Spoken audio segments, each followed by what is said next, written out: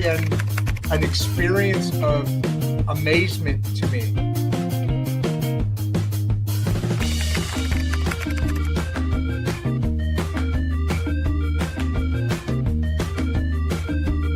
Before you leave, if you'd like to watch another one of the podcasts, click the first link in the description. We love having you here and we appreciate all your support. And with that, producer Barbie and I are out.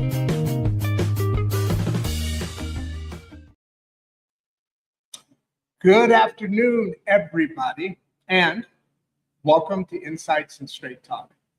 I am Rodd Duff. Producer Barbie is here with me as well. And today I wanna start this off with a question. Okay, how heavy is your armor? No, I don't mean the armor you can see. I'm talking about the armor we all build when life teaches us that being strong means keeping everything inside. You know what I mean? Don't complain. Don't cry. Don't let the kids see you scared. Don't admit you're overwhelmed. You know, just go to work, pay the bills, protect everybody, handle the problem. And whatever you're carrying, you know what? Carry it quietly. For some men, that works for a very long time until it doesn't. Our guest today, Joe Henderson, spent 10 years as a police officer. You know what? He wore the real uniform. And he experienced things most of us never will, including the traumatic death of his best friend and fellow police officer. And underneath that uniform, Joe was carrying grief, guilt, PTSD, anger, pressure, and a growing emotional detachment from the people he loved. Then his son asked a very simple question. Dad, why are you so angry? That question stopped me when I learned Joe's story. Because adults can fool other adults, right? We can go to work. We can smile for the picture. We can tell everybody we're fine. We can convince even ourselves that because we're still functioning, everything must be okay. But your kids see us. And eventually, Joe's body had something to say as well. Wow, shouldn't smile. At 37 years old, Joe suffered a heart attack. Suddenly, this wasn't about surviving another shift, another bad day, or another difficult year. It was about time. Joe has talked about changing the way he saw himself. Okay? From being a ticking bomb to realizing he was actually a ticking clock. Now, think about it. Because every one of us is a ticking clock. And the real question isn't simply how much time that we have left. It's really, who are we going to be with the time we have? Today, Joe is a father, IFC certified coach, speaker, author of Beneath the Armour, and founder of Better Dad Brotherhood. Love that. I'm really looking forward to that part of the discussion as well. But this is not going to be another conversation about 5 tips of being a better dad. We're going underneath the armor. We're talking about masculinity, trauma, fatherhood, grief, anger, identity, emotional presence, accountability, and what happens when the things we refuse to deal with don't disappear. They just follow us home. I also want to challenge something today. understanding why somebody behaves a certain way doesn't automatically excuse that behavior. Joe's philosophy is called lead, don't blame. I like that. So where's that line? Where does trauma explain what happened to us? And where does personal responsibility for what happens next begin? And here's another question, okay? One more question before we get started. I want us to wrestle with this together. Can a father work every day, provide for his family, attend the ball games, sleep in the same house, and still be an absent father? Now, I don't mean physically absent. I mean emotionally absent. That's where we're going today. However, before I bring Joe in, I want to ask everybody watching right now. Looks like we got about 30 people already coming in, watching. I want you to help us continue building this community, okay? We recently shifted our Facebook focus away from Instagram and towards our new public Rodd Duff Facebook page. And we're working hard to build that audience. There's a reason why. Please follow the new public page. The description is in the link is in the description. I won't read it off to you here now. You know how those links get. And if you've been following me on through my longtime Rodd J.R. Duff Facebook profile, you can still connect with me there. www.facebook.com/jr.duff.35. But please make sure you follow the new Rodd Duff public page, because that is the Facebook home we're building for the future of Insights and Straight Talk. We've got about 25,000 in our community, over 25,000 in our community. And don't just follow that page. Invite your friends, share the page, share this episode. Help us grow the community one person at a time. And if you believe that independent, long-form conversations like this deserve a place in today's media, you can directly support the show by buying us a coffee at ko-fi.com/Rodd Duff, host of Insights.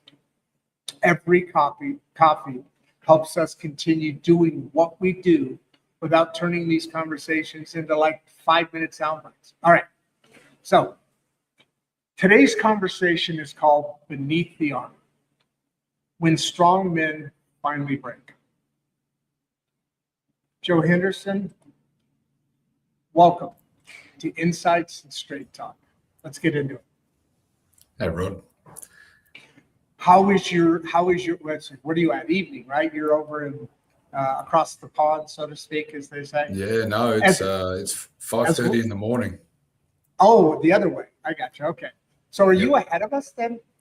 Yeah, I'm a day ahead of you. Yeah, that's what I thought. I just did a Japanese, somebody from Japan, and it's the same sort of thing. They're like 17 hours ahead of us. So they were actually working at night when we were working in the morning, just like you are, I guess. So had a great chat in the green room there a little bit. Sorry, everybody, for getting started a little bit late. We had a technical glitch there. Anyway, as we like to start these shows, I'm really excited about this because it's relevant. It's not talked about enough. It's very critical, and evolving this issue evolves society as a whole. So it's a big deal, and it's not talked about enough. There's men are men. We grew up as we grew up, and that expectation, societal expectation, as well as our own expectation, as well as maybe our own being brought up and learned how you're supposed to act. Dad says do it this way, right? But Dad only had the tools he had in his toolbox. So now it's that the brotherhood, I'm assuming, is adding tools that make a societal impact. So where did this all start? I'd like to start off, some people have gone back to birth. I don't know if that's necessary here, maybe not, I don't know. But, what was that inflection point? What put you on the path that put you on the journey? I mean, was it your friend? Was it more? Was there a collective that brought you here to us today and having this conversation?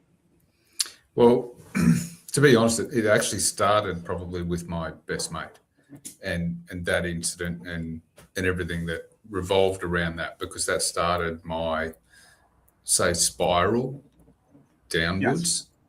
Yes. So that was the start of that. I'd never experienced anything prior to that. I've never had, I was always the person who was probably the most optimistic, right? I probably annoyed the shit out of people, to be honest, because I always saw the best in things, right? So if things were happening, right, okay, that's happened, but look, this has happened as well. This is an opportunity, So it wasn't till Dan's passing and those events and everything around that I took a dive. That was my first experience of going through that myself. And then just things compounded on top of each other from there. And that was where I found it was harder to get back up. It was harder to be me. It was harder to be dad. It was harder to even go back to work and be a cop again and have a clear mindset, because everything was foggy at the time. Couldn't think clearly. So when you can't think clearly, when everything's heavy, you don't have a clear decision-making process anymore, because you're foggy, right? So you could be wound up, you could be under pressure, you could be financially under pressure. When you make decisions from a pressure perspective, they're never good decisions. So you need to be able to have a clear mindset to be able to make those decisions. If you're in a shit position and things are really heavy and you're making decisions out of pressure and they end up becoming irrational decisions, that put you in a worse position. So you've got to learn to step back and go, hold on, is this the right time to make that decision? Okay, let me ask you something real quick. Let me ask you real quick, just to add in right here. And yes, everything you're saying is a result that's affecting you. What do you think causes that? Is that an unfair or fair question to interject right now? Why does the mind why does that fogginess, I get it. Why does that affect that as far as your decision-making process? Brain just not able to function under that pressure, that load?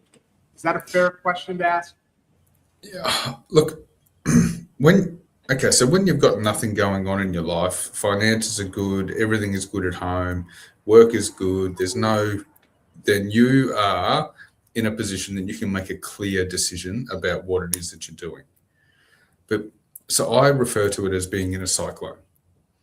So when you have so many things going on in your life, if you look at a cyclone, the cyclone will come through and it'll pick up a cow, it'll pick up a chair, it'll pick up a house, it'll pick up a car. So if you look at it from a perspective of, in your head, there is a cyclone happening. And you cannot think clearly because you've got everything swirling around all at the same time. So how are you supposed to make a clear thought or a clear decision? So the only way to do that is to step back outside of the cyclone and pull each piece out to then break it down and make a clear decision. That's the only way to do it. If you cannot step back out and pull each piece apart, you're going to make an irrational decision. And it will end up worse. I would kind of compare it to this. It's an interesting comparison, maybe not. But when you're sick, you sleep and you don't eat or you don't do certain things, because your body, the immune system, has more power to it because it doesn't have these other things, right?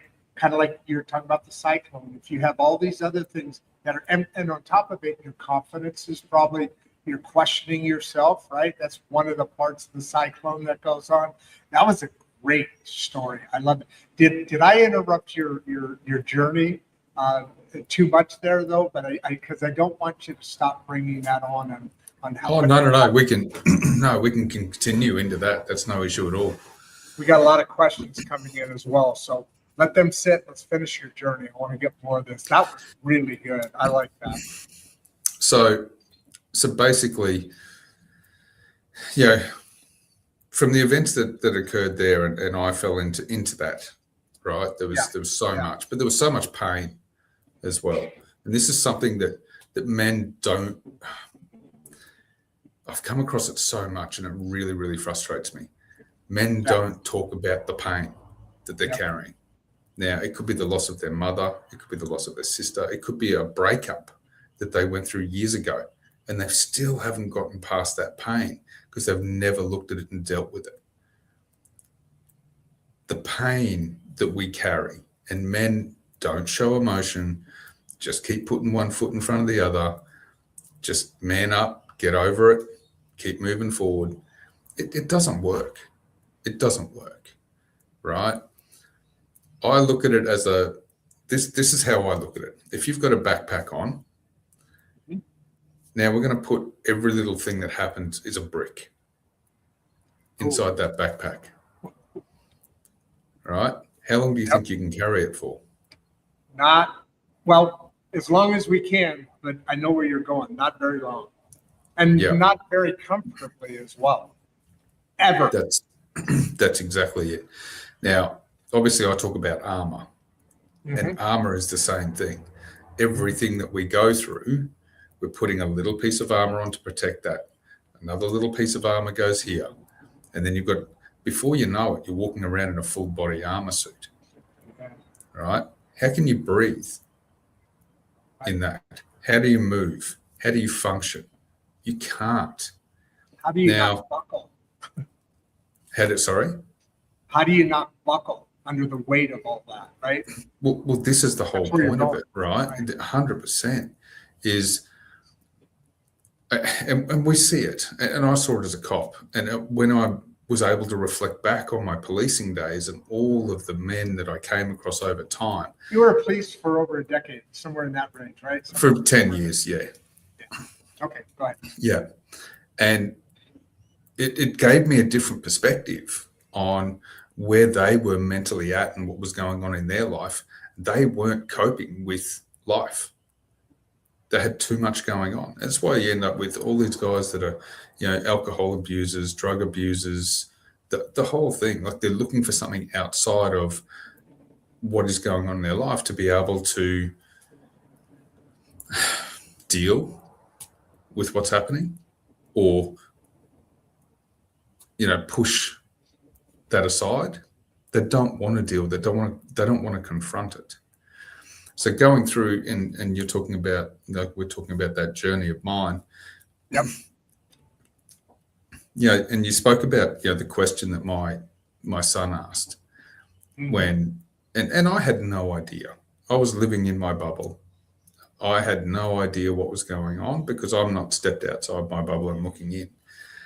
When he asked that question, oh shit, that I was like a knife in the heart. I was like, wow, okay, I've got to change things. If they're seeing this, I forget how old was he at the time? Oh, he would have been. He was younger, right? He was younger. He could have been 7, 8. There you go. The mind of a 7 or 8 year. Think about that. Go on. I'm just picturing. Well, they don't miss anything. Exactly. They don't miss a thing, and they pick up on your energy all the time as well. So, when he asked that question, that was like the whole, holy cow, what am I going to do here? Thank God he did, though. Oh, well, he did. Go on, yeah. He put me in front of a mirror. And yeah. that's exactly what I was. That's when I'm very. So I don't like doctors. I don't like medication. That's not who I am. I don't think any of us think. No. So, and I'm also very stubborn. So I was like, okay, I'm going to do this. I'm going to work out what's going on. So I went the hard route, and I put myself actually physically in front of a mirror with a notebook. And I looked myself in my reflection and went, right, what do I see? What's going on right now? Okay. Who am I right now? I asked the hardest questions that people just don't ask themselves. That stripped me back. That gradually stripped me back. But also looking at, it made me also reflect on my own father's, I guess, say, parenting style and who he was as a father. And once again, I mean, you pointed it out in the beginning as well. We don't know, and we haven't lived in the position or life that they have, or understand what they've been through to be who they are as a parent either. And I don't begrudge him for anything. He was a tough man. He, everything was about respect, which a lot of things were back in those days, which unfortunately it's not like that in today's community, and I wish it was. No. I'm big on respect, and I push that through my boys as well. And they're unbelievable, two boys now that are 17 and 18. So, I look at everything that he did as a parent, but I look at it, I learnt from probably what he didn't do very well. There you go. Right? Yep. I also did learn from aspects of what he did do well. But from me being the child of what I wanted or what I'd hoped to have a relationship with my dad, those were the bits that I learnt that I didn't want to bring into my parenting and the relationship that I wanted with my boys. And we actually sat down at the table and had a conversation around it. You and your voice? No, me and my dad. Oh, you and your. I'm sorry. I was picking up on the last part when you said voice. You and your. Okay, go on. Okay, this is. Yeah. Good.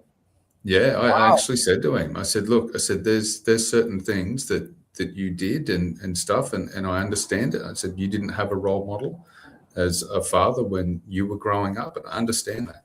I said, but there's certain things that I went through as a kid that my boys won't have. I said, I'm going to have a different relationship with my boys than what you and I did. Well, one thing that's interesting about the story you just told, when you sat down with your dad and you talked about those skill sets and so forth and role models. I like to use it in a term like this. They had the tools that they had.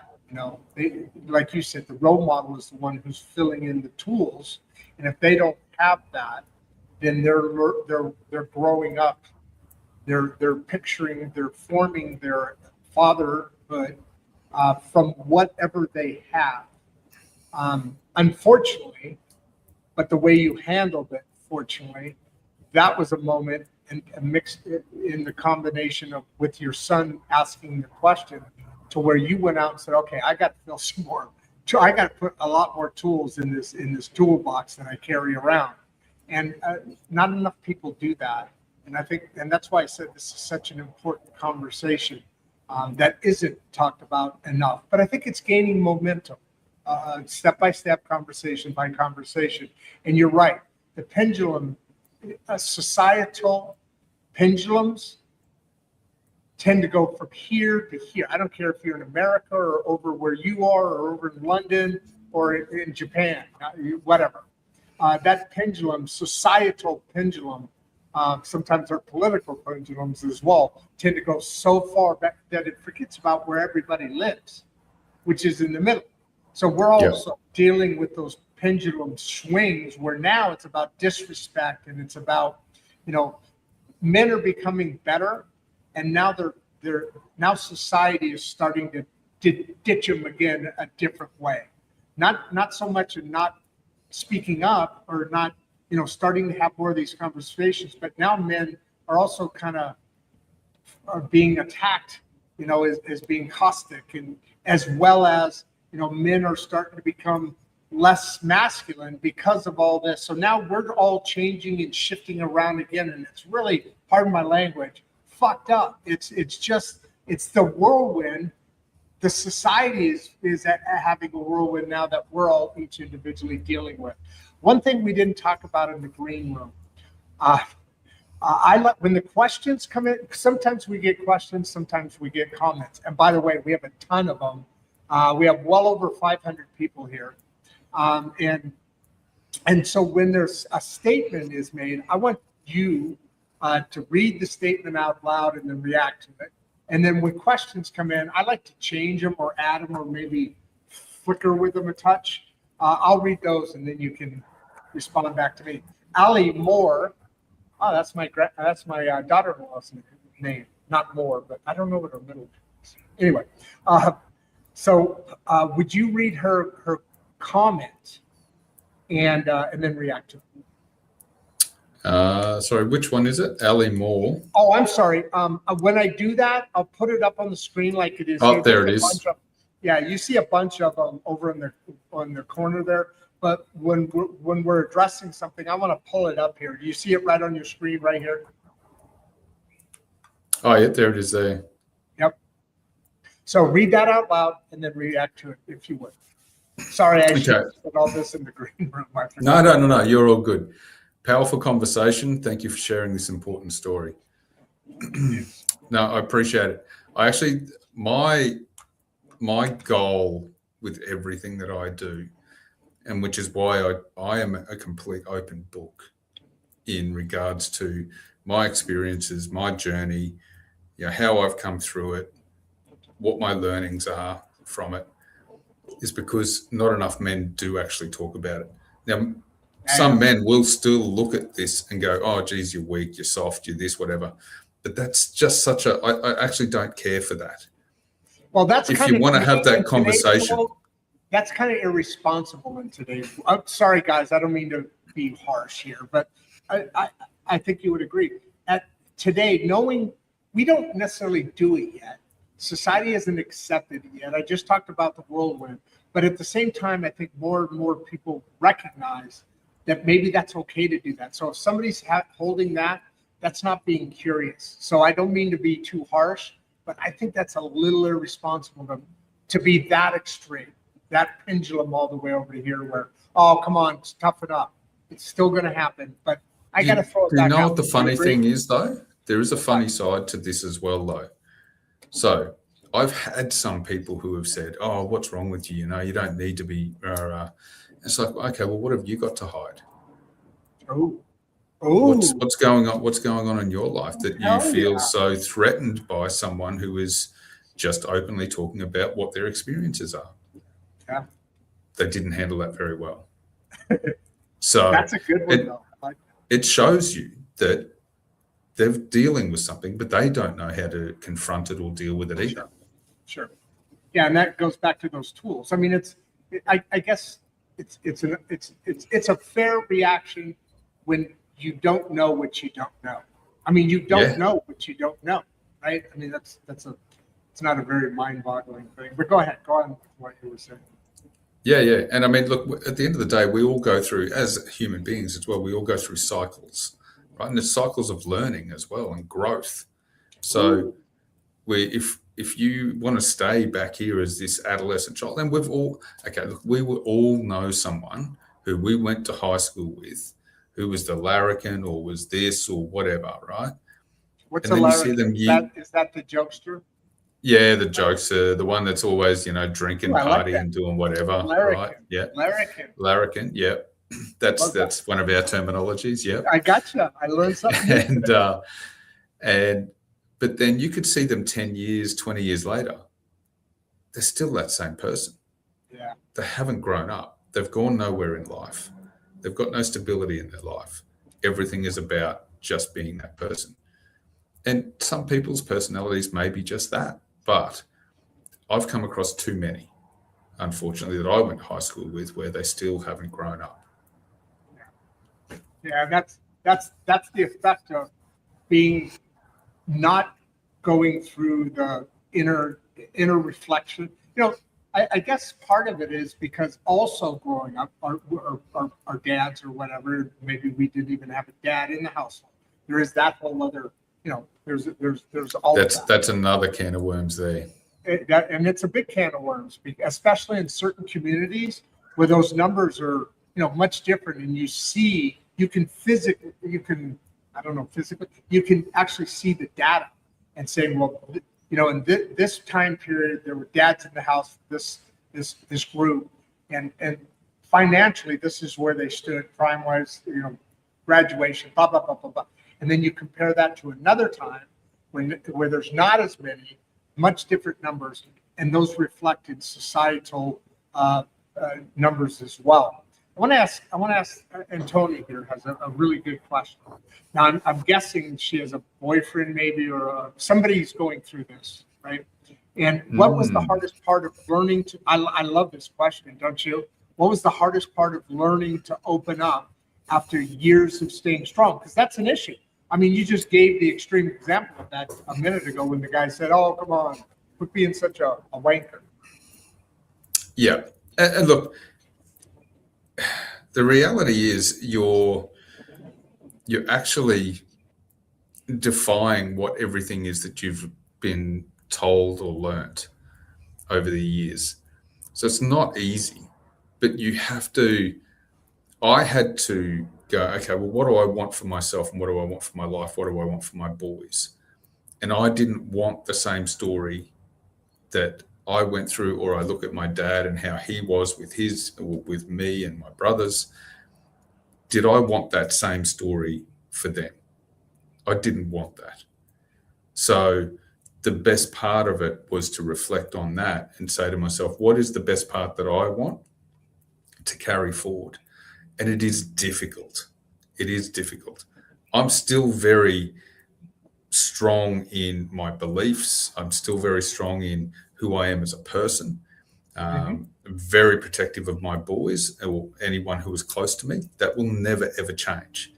So you can still stay strong, but you just become more aware of yourself through the process of growing and learning from everything that you've been through.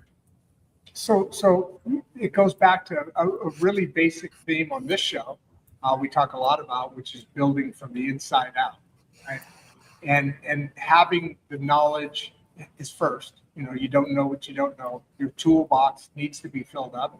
But if you don't know what to put in it, if you're not a carpenter, you don't know the tools, right? That's right. Or if you weren't trained properly as a carpenter, you know the wrong tools.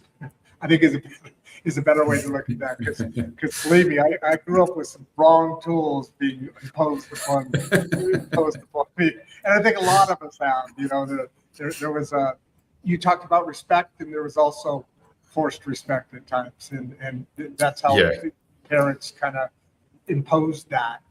That's actually a really, really good, strong point there, though, as well. There's less now, but go on with what you're saying. Go on. So you were just talking about the forced respect? Yes. So my big thing is, and I talk about it actually in my social media stuff and that as well. Where are you on social media, by the way? Let's throw that out.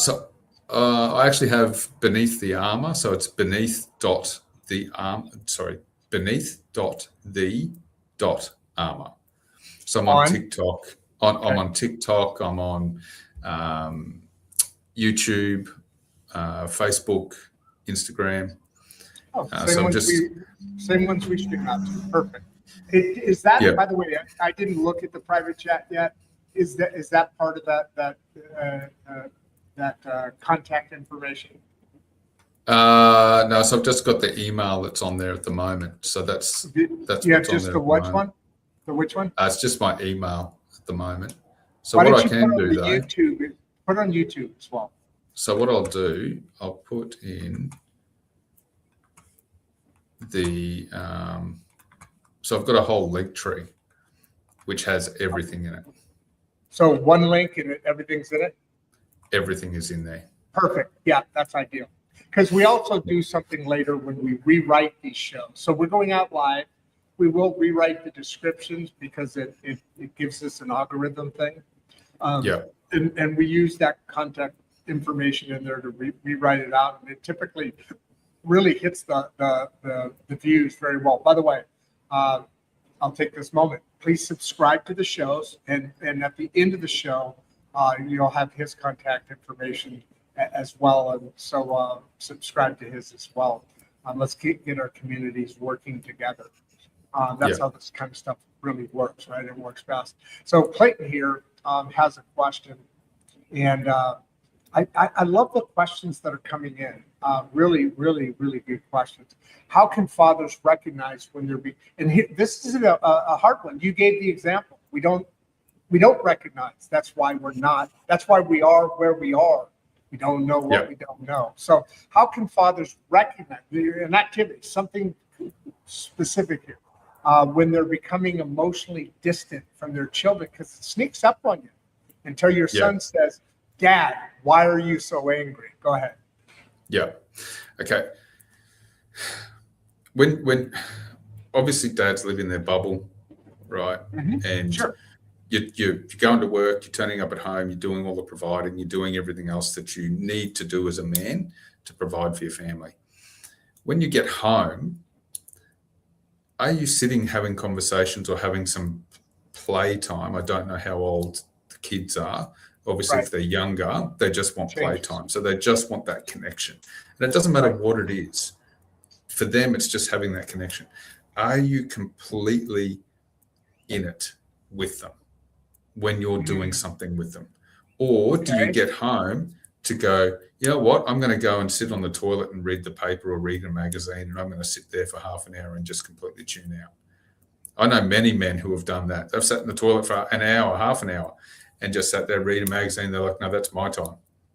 But hold on a minute. You've just been at work. You've just done a however long you were in the car, drive home.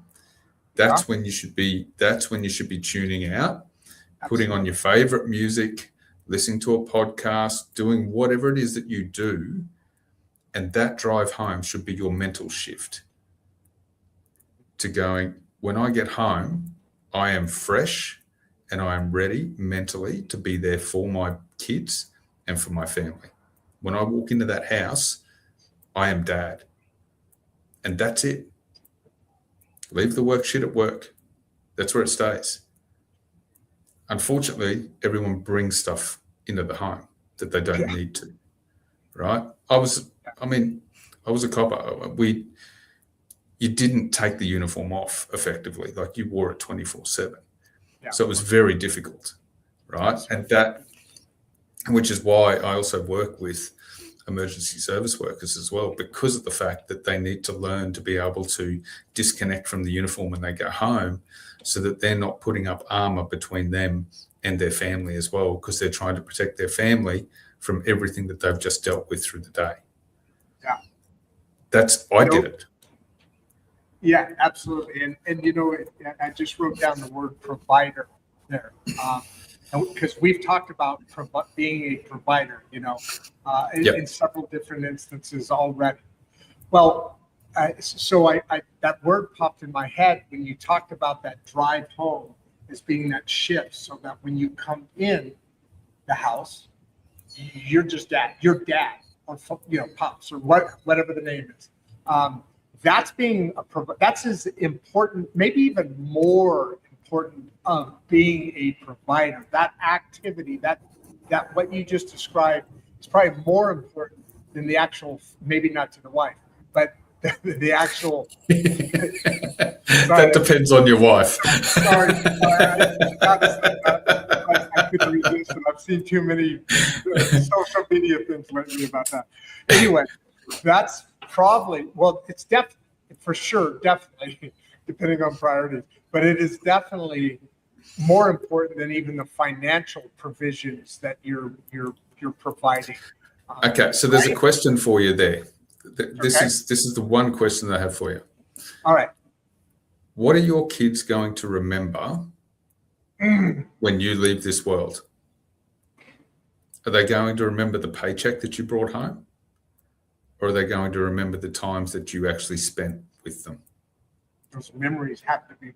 Oh, and in even just those connection times and the play times or whatever it is that you have with them, there's so many life lessons in that for them that you just don't even see, Absolutely. but they will pick up on.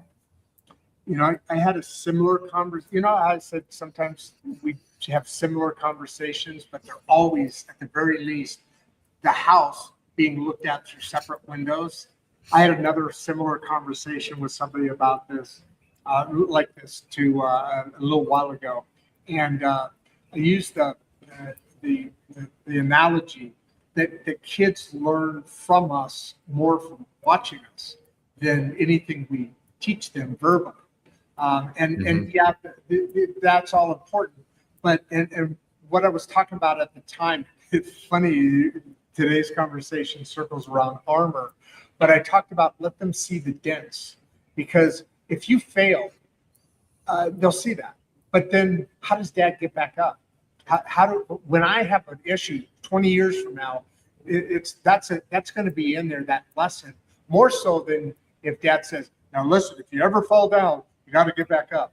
Well, you don't want to show a lesson by falling down so you can get back up. But you mentioned it in we talked about it earlier, where that Armour, they have to see the mistakes, they have to see the lessons. How do you react to being in trouble? How do you react to having issues? How do you react?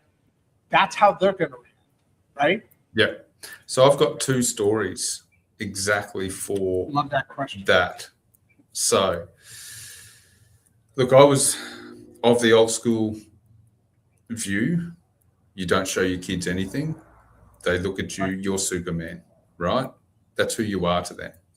You're untouchable, you're unbreakable, whatever. All those things. Yeah. So, funnily enough, I'll give you the one around. So I'd never told them that I wasn't a cop anymore, right? So I had been let go through PTSD, everything else. They didn't know. So I'd kept it from them. So I was hiding it because I didn't want them to know. I felt shame around it, right? Right. Now, my eldest boy was doing an assignment for school, and it was on dogs.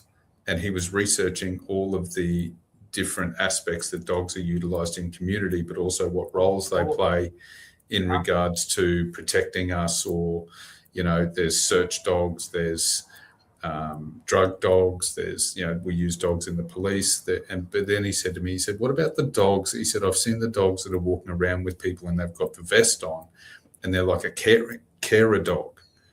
And I said, oh, yeah. I said, that's for people who have got like high anxiety or stress or PTSD and stuff like that. Now, this blew me away. He said to me, when we were talking about the PTSD dogs, he looked me dead in the face. He said, Dad, do you have PTSD? Oh. And I went, where did this come from? Yeah. Right? He's very switched on, very tuned. And I shit myself. Yeah. I was like, what do I do? What do I say here? Right? And I went, you know what? Now's the time.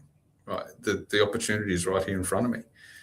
And I just said, no, look, mate, unfortunately, yeah, I do. I said, this is what I've gone through. This is what's happened. I went through the whole story with him and said, yeah, look, I'm not a cop anymore for these reasons. This is the incidents that have occurred. I said, and it just, affected me in a way that I didn't expect, and so on and so on.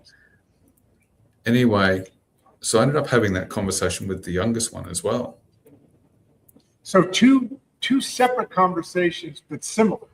Because the other one, they were the same. Dad, are you angry? Same person? Oh, this was the same conversation. No, different conversation, but both the boys it was just an assignment, this one.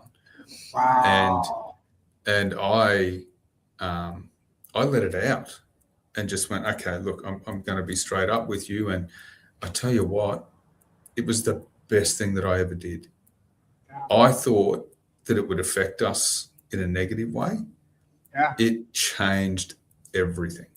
I could breathe because I wasn't hiding anything anymore. I wasn't wearing my armor so that they couldn't see that I was in a bad way. But our connection from there on in was so much better. And it was for the fact that I opened up and I let them know, hey, things are going to happen in life. You've just got to work out what you do from there and how do you come back from it. Let me ask you a question. It's interesting. Your best mate died. Yep. Did you already have children at the time? Were any of these boys born at that time, or did they come quick? No. He was the godfather to both the boys.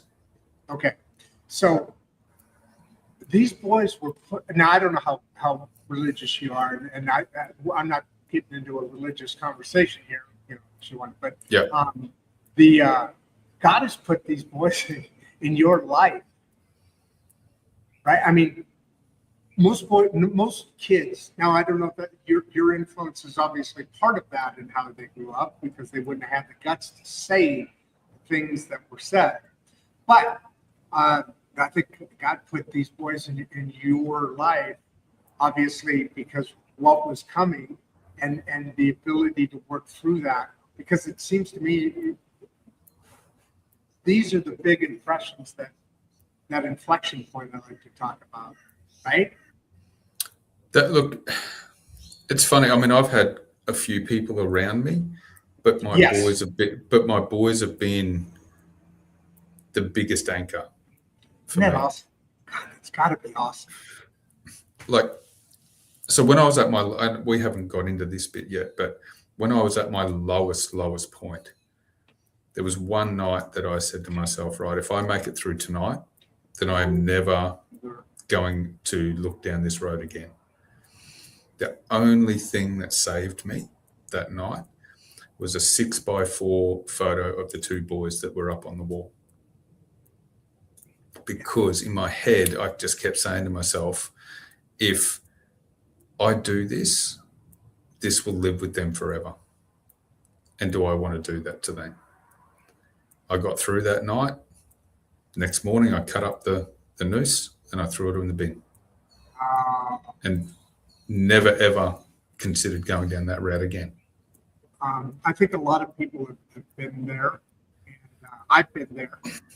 And it's scary, and then it's powerful, and then it continues. Yeah. Let me bring Clyde in here right now. I think it works really well here. There's some really freaking good questions here. Clyde, what's the first step? What first step can a man take when he realizes he needs help? And that's an important moment. We're talking kind of about that now. And your friend earlier, the gentleman who said, come on, man. But what's the first step when you realize it? You actually admit it, I guess, is a better way to, maybe we'll add not only realizes, but then because I think we realize before we admit things, like in most things, right? Yeah. So, I'm not against psychologists and all that sort of thing. I think they have their place. Sure. But I went down that route. It wasn't for me. I kept walking out of there going, what's the point in this? Like, there's got to be something better out there, which is what took me on my own journey, right? And I've learnt so much more from being away because I did a lot of things that was more human-centric to then what psychological. The difference, psychological, human-centric. What do you mean by that?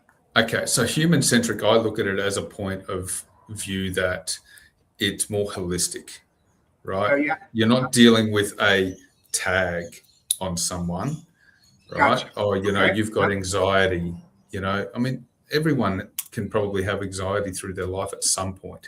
I mean, to me, that's horse shit, So it's more about dealing with the person themselves, because it's okay. So I'll give you an analogy.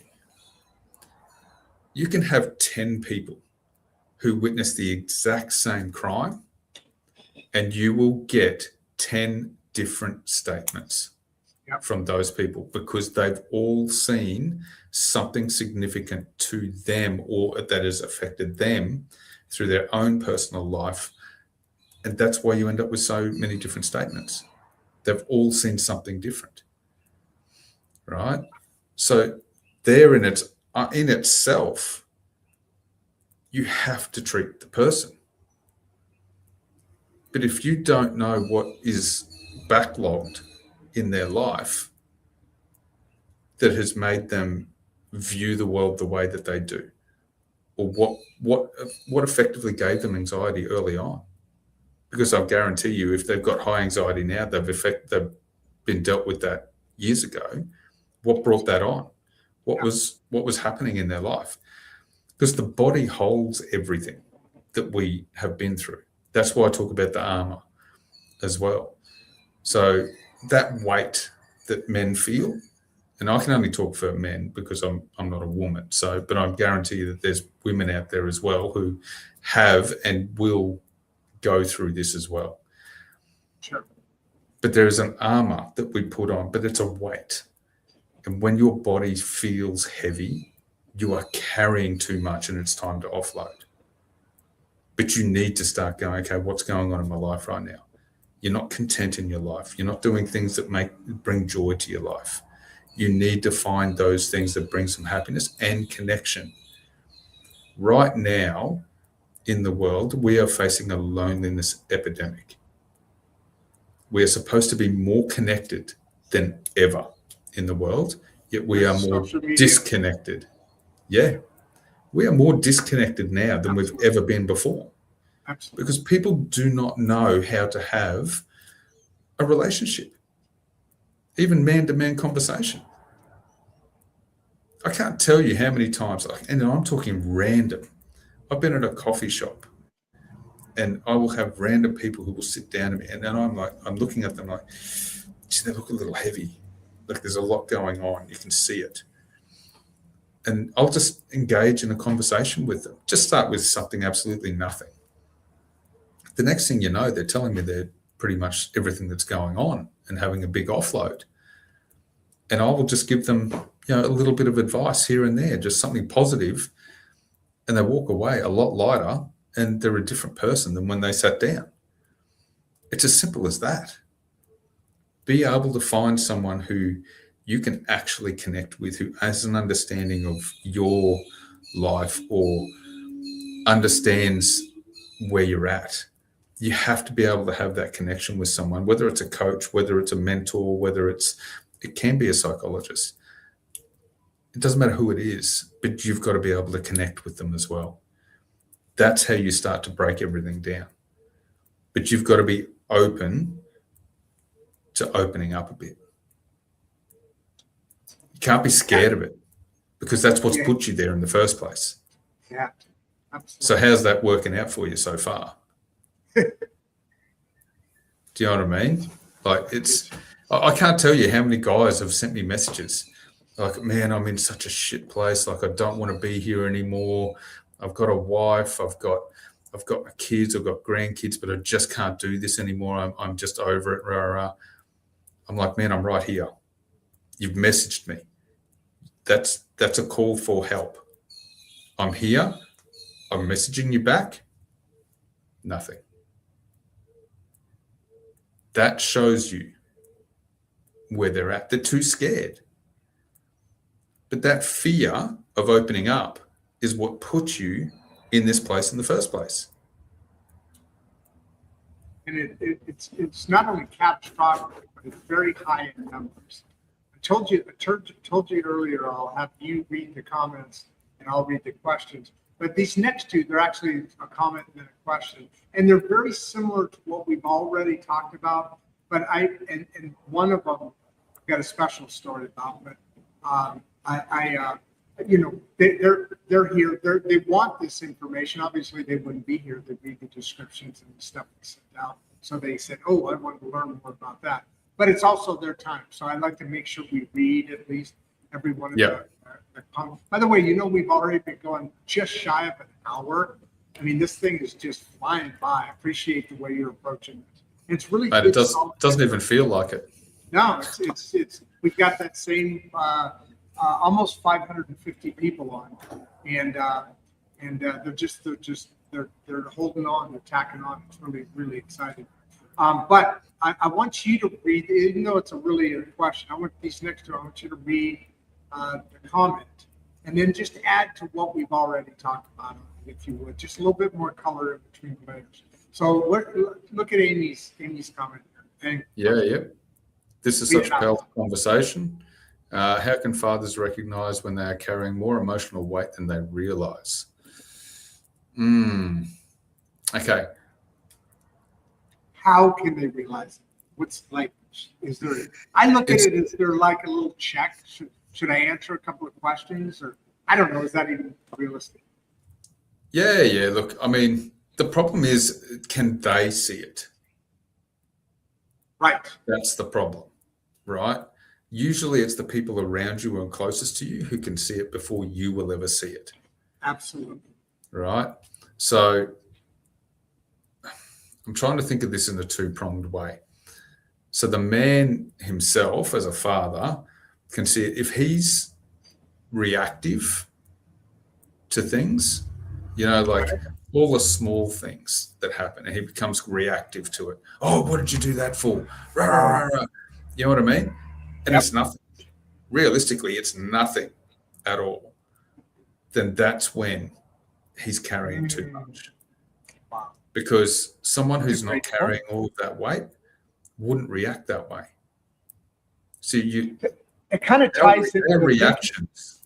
It kind of ties into the. Sorry, it kind of blends in with the cyclone that you were talking about, and being able to be not being fogged, in your thinking. Same sort of thing here. It's that it all kind of ties back together, doesn't it? Yeah. So I look at it. You're either reactive or you're responsive. Yeah. Right. So if you're reactive, then you're carrying too much at the moment. You can't think clearly because all you're doing is everything is react. When you're responsive, you'll look at it and go, oh, okay, do you think that was the best decision that you could have probably made? And you would turn it into a lesson out of it. You're responding to people. You're not reacting to people. Oh, no. Right? And if you're a partner or a family member that is seeing this, maybe look at that and put it to them that way. Maybe even bring up something that they've done and to say, hey, this is the best way to put it. I don't think you're yourself right now. Is everything okay? Ooh. You're not acting yourself at the moment. And this is why, because you've been reactive to this and this and this. You wouldn't normally be so reactive. That's how you can highlight something. That's a good approach too, because that's now, say it's your partner. If my partner's coming to me and saying, hey, what the hell's going on? The approach matters because you don't want that, now you talked about women go through it. Well, women also have I'm assuming a woman here, have a responsibility to their partner in provision and providing, in whatever ways those are, but they definitely include this in the approach in understanding your man, because you've been with him for however long, you're growing with him, you're seeing that, day in and day out. You have to be involved too to understand, where's the love, right? What is the love? Where's the love? I want to get into Bradley. Did you want to respond to that or anything before I get into Bradley a little bit? It's a little story.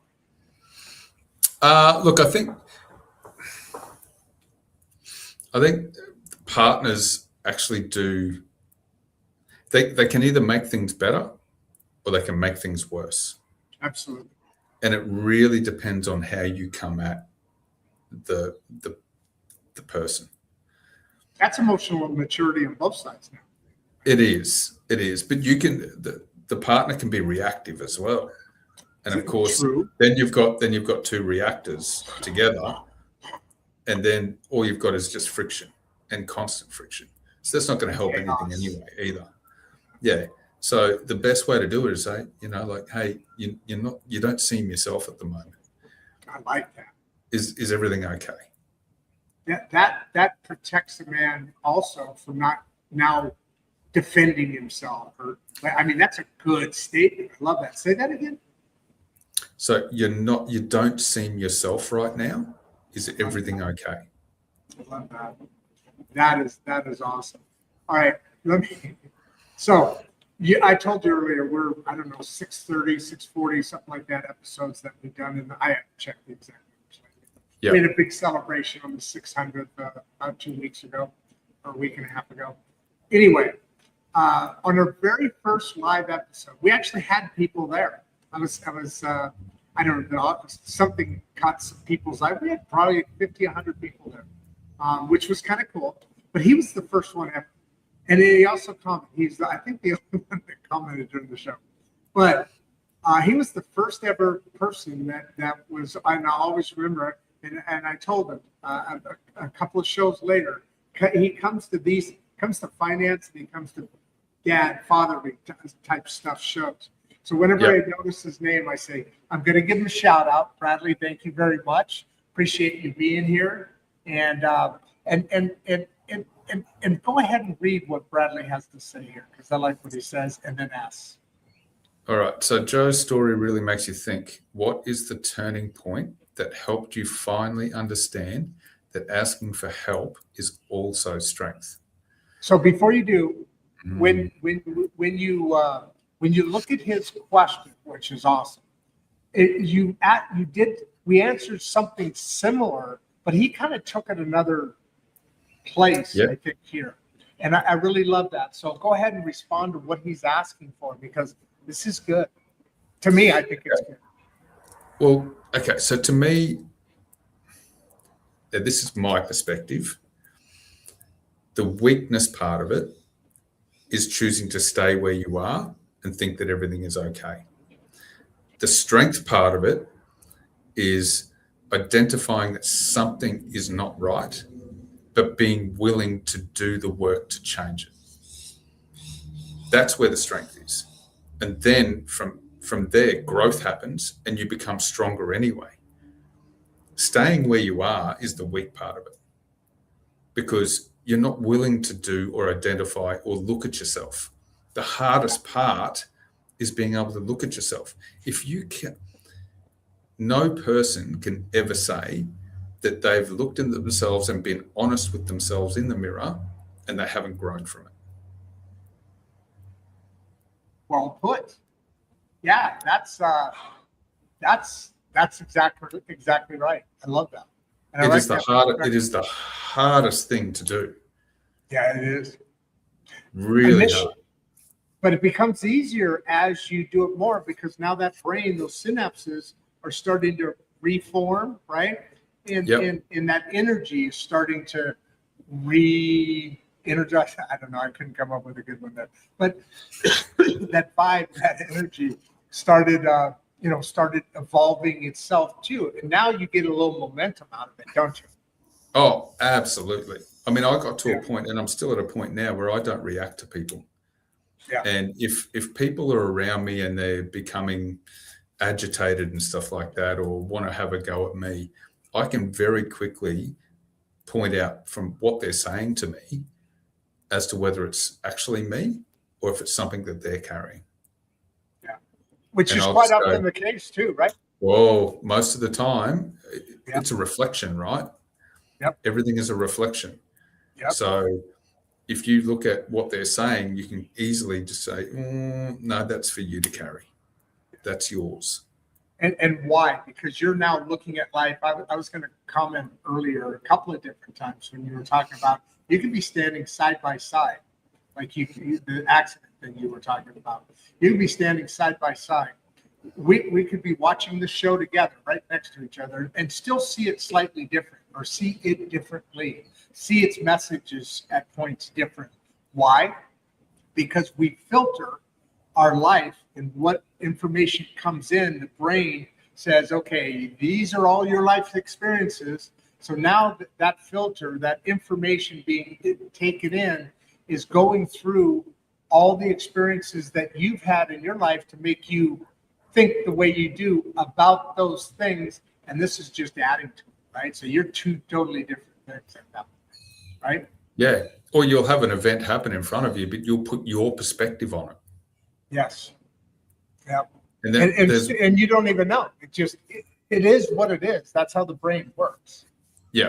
And I'll go into, at some point through here, I'll go into a story around perspective and how I got out of my darkest. I had to change perspective on that big event. Yeah, that's a big one. I'm looking forward to that right there. And I love what this one has, because this one right here, this adventure show, I love that. What they're asking here is what a lot of people, especially you brought up alcohol and, you know, these different addictions, because that's quite often the case, and my own experience as well. Again, that's why I can relate to this, because it's lived experience. And it basically, a lot of this kind of circling around what we're talking about indirectly is why this show exists and how it originally started. And our first conversations were a lot about politics, and not red versus blue, but more like, how do we get our politicians to work for the great middle class, you know, across the world, right? But anyway, I love this question because I think a lot of fathers, a great deal of fathers, a huge percent. You mentioned earlier that everybody can have depression in their life. 70% of humans, and at least in the civilized world that we know about, deal with some sort of mental or emotional disorder, you know, of some sort. And a great deal of that is like depression. And part of depression, right? How can a father rebuild trust after years of emotional disconnection, and maybe even other things? I think a lot of people have to deal with this, have to confront it, see it.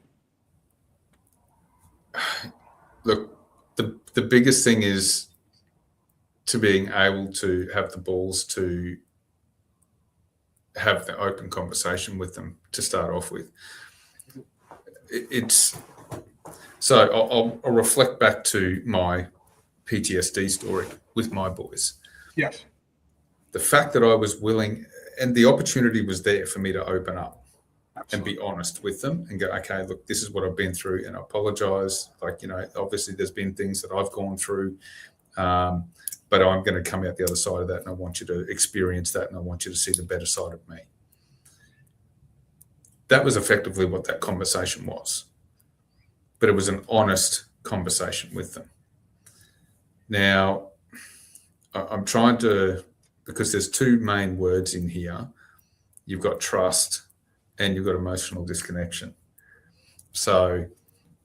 And I'd add to that, it's not always, I mean, emotional disconnection is one, but then also along that journey, dad may not have been the perfect dad.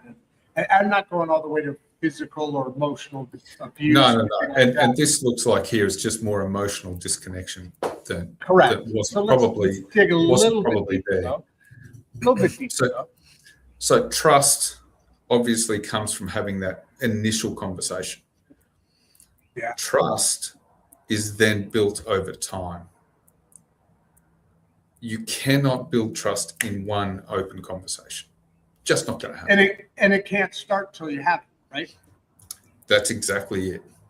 100%. But you've got to be reflective about you and where, you know, maybe you were at, the decisions that you were making, you know, how you feel about where things are at. If there's a disconnection there, then okay, how do you feel about where things are at in regards to that relationship, and how does that affect you? You've got to be open to have that conversation and be open to saying, I want to fix this. but I want to do it over time. It's not going to happen overnight. You have to consistently show up bit by bit by bit. That is the only way to do it. You can't just expect to gain trust straight away, because trust is gained over a period of time and by a lot of small actions. If you say that you are going to show up, then you show up. And you add, because trust is, we're a human species. We're a social being, right? We're a social animal. So we live in societies, and sometimes we gain trust, sometimes we lose trust across the way for certain actions, this or that, some minor, some major, right? Did that backwards. Some minor, some major, right? But when you're talking about your family, and he talks about a fatherhood, that trust is at another level now, a deeper level now, because it's more emotionally. The parties are more emotionally invested and will be likely for the rest of their lives. And so trust is definitely think so. Big here, right? Oh, massively. Like I look at, so a perfect example is, obviously my eldest boy was the one that sort of raised a few things, and we had those open conversations as he was growing up. But he also saw that how I was to bounce back from things, everything that I was learning, and then he saw me helping other people. So they learn from your actions. You can say a lot of things, but it'll go through one ear and out the other if you don't action those things. Everything is about actions. So words are cheap if you don't follow through. It's as simple as that. So I had open heart surgery. I had a valve replaced. Oh, that's right. Yeah, you had a heart attack at 37, right? Yeah, so I was 37. I had my heart attack. And funnily enough, never found any medical reason as to why I had the heart attack. No kidding. Yeah, I was in hospital for a week. They did every test that they could possibly do. No medical reason. So it was the stress. Yeah, the body just said, right, enough's enough. Anyway, so I've only a couple of years ago now, so it'd be 3 years ago, 3 years ago now, I had to go in and have surgery. So I had full open heart surgery. I've had a valve replaced, so I've got a mechanical one now, and it sounds like a ticking time bomb. But it's one of those things. If you can't hear me coming, then I'm not here. Wow. Hey, is that where you got the idea that coin that you turned? You used to think you were a ticking bomb. Now, as I mentioned in the opening, now I look at myself as a ticking clock, and that kind of adds to your story. Yeah, I mean, look, there's so many elements to my life at the moment that all just sort of revolve into each other. But the one thing, even with that surgery, my eldest one is quite staunch, and he turned up as the oldest brother for my youngest one when they came to the hospital the night before surgery. And I could see it in his face that he was a bit okay, but my youngest one was emotional. And I just said to him, mate, look, I said, sat him down. I said, look, what you're going to see over the next 3 months is the worst that you are going to see me at. It will be the hardest point that you will see me at. But I don't want you to focus on that. I want you to focus on how I come back. And you watch how quickly I come back from it. That was it. Took the focus off, this is where it's going to hurt to see me, but I want you to focus on watching me come back, and what does that look like? I'm seeing something here, and I'm much older than you, obviously. I mean, it's all coming through. No. This is just a clean face. That's all it is. Sure. Yep. We'll go with that.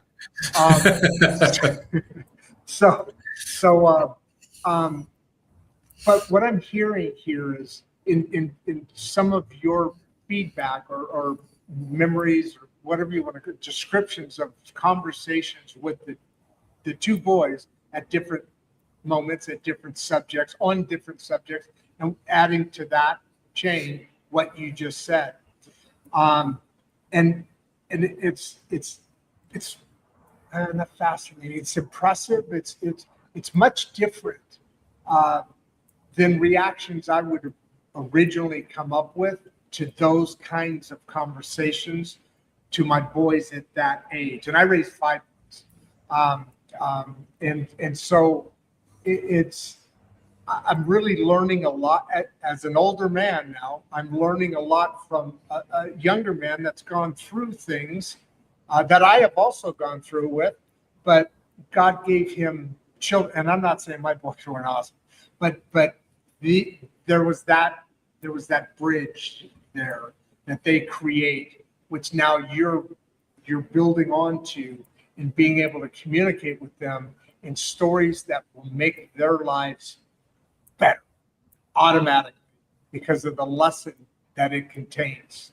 And that's very, very fascinating, very impressive.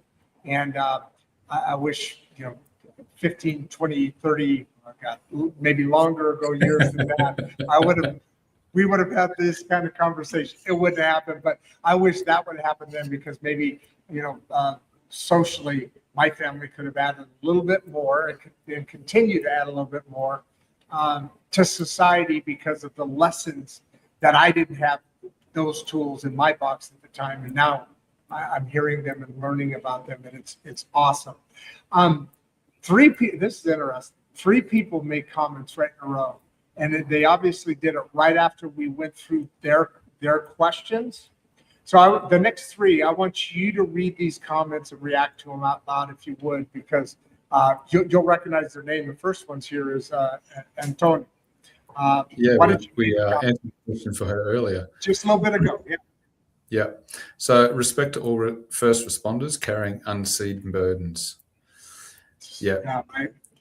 Look, I agree 100%. I have all the respect in the world for the people that are out there doing those jobs. And it's police, fireys, emergency, EMTs, we call them EMTs. Yeah, you have EMTs. We have paramedics over here. But it's also your nursing staff. Nursing, your military as well. The military, the whole lot. They're in the front line of it. And I've worked in a hospital as well after I left the job. I wanted to see what the hospital environment was like and what it was like for nurses and stuff as well, because they have a high alcoholism rate as well. Oh, wow. I didn't know that. Yeah. And so I was curious, and I went and worked in a hospital just to see what the environment was like.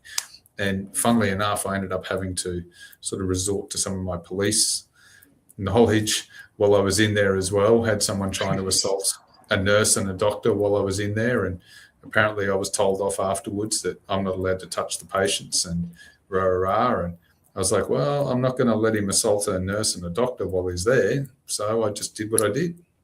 Yeah. Is what it is. Teachers kind of deal with that every now and then too, in unusual circumstances, more often than it should be, but it is in fact that. So why don't you go into Clive's here? Great insights on fatherhood and emotional presence. Mate, appreciate it. Yeah. And then you remember her just a second ago. I think it was only like 5 or 6 or 6 questions ago. So anyway, why don't you read what Amy's commenting on here, and we'll continue back into the questions. We're at 1 hour and 20 minutes now. Still doesn't feel like it. No, it doesn't. Go ahead and read what Amy says here. Yeah, PTSD is real. Thank you for raising awareness. Look, it definitely is. But what I want people to understand, and people who are affected by PTSD, you can come out the other side of it. It is confronting. It is hard work. But on the other side of that hard work is where true happiness and that connection with yourself again can happen. Before I go to the next question, I just want to go back to the first responders and all that. There was a thought in my head that I didn't express, and I thought, imagine, and you talked about nurses have a very high level of alcoholism. Imagine the life that when almost all of your experiences are negative. I mean, you look at a police officer. How often is a police officer interacting with a citizen on their best moments, with their best moments? You guys are always dealing with the negative moments in time. Nurses, negative moments in time. Teachers, it could be a very positive thing, but they deal with a lot, especially with the kids of today and the parents and how they hold their kid to a standard that society thinks is unrealistic, but the parents take it out. So now the teachers have to deal with kids that maybe aren't where they should be because they're not having your kind of conversations, right? I just wanted to run back to that real quick. Yeah, look, 100%. It's one of those things. I've actually funnily enough, I've actually put together a program for, I want to direct it at year 10, 11, and 12. So we have year 12 is our senior year. That's when they finish high school here. Yeah, here too. Yeah, so I've got a program there for years of 10s, 11s, and 12s, and it's to get boys to understand more about life and who they are, but also offloading and not carrying things throughout life, because the amount of young boys now, I'm going to touch on the suicide rate. Suicide rate it's getting out of control. I just heard yesterday that New Zealand now has the highest rate of suicide for youth in the world. Say that last thing, the highest rate of suicide, and then I didn't hear you. In youth in the world. No kidding. New Zealand. No kidding. That's interesting. Well, it's not interesting, but you know what I mean. Yeah. So I was blown away by that. Yeah. I just spoke to someone yesterday about it. That it shocked me. I mean, they're only across the ditch from us. So I know we're not doing very well here either. And they're supposed to be a very happy people. So what we see in the social medias isn't always the case. Don't believe social media. Social media is a clip of all the happy times. Yeah. No one sees how many social media influencers do we know of that have passed away and taken their own lives, but yet have portrayed this whole beautiful life that they have and that they're so happy and living the best life ever, but yet have gone and taken their own life. Yeah. Social media is a platform to show certain aspects of your life, and that's it. That's what it is. No one sees what's going on behind the scenes. This is why I talk about everything so openly, because no one's perfect. No one's living a perfect life. Everyone has ups and downs. Everyone's going to go through hard times. It just depends on how you come out of it. But that's what life is about. I think you're talking about, or in the beginning of what you were just talking about, you were actually talking about this. That's why I popped it up real quick. And we talked, again, some of these subjects that people are asking, Mike here, how can we encourage strong men? It's interesting you put it that way. That's an interesting, wonder what that's about. Anyway, I'm being overly overthinking here. How can we encourage strong men to seek support before reaching the breaking point? Obviously, when you reach that breaking point, you're either looking for support, or what you and I have also described in that moment, that night. Thank God we both made it through, and there's reasons we did for each of us. And we know those stories, and we all know our community knows our stories about that as well. You just talked about it, that picture of your two boys. But how add to that, how can we encourage? And it's interesting, his wording here, encourage strong men to seek support. This may be his own interest. Maybe not. I could be overreading.